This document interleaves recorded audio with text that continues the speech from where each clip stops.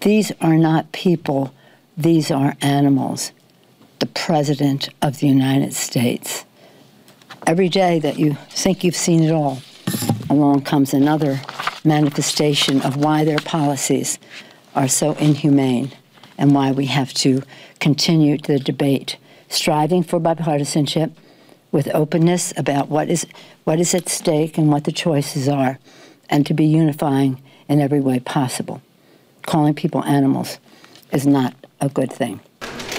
He insulted us once again. So here's what I think. I think clearly the president wants a war against Latinos and against immigrants. And that's why he expressed himself that way.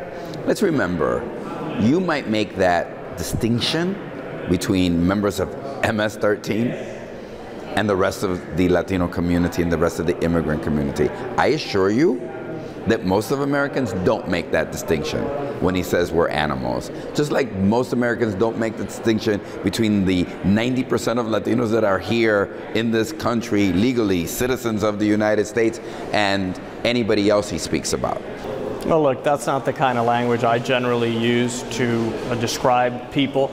But in this case, I think there are a lot of people in our country who might agree with that characterization. This MS-13 gang is extremely violent. They're responsible for deaths in our country, for a number of violent crimes.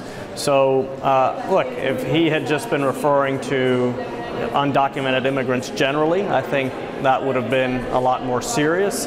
But again, when it comes to these violent gangs, I think that a lot of their conduct is very violent and animalistic in nature.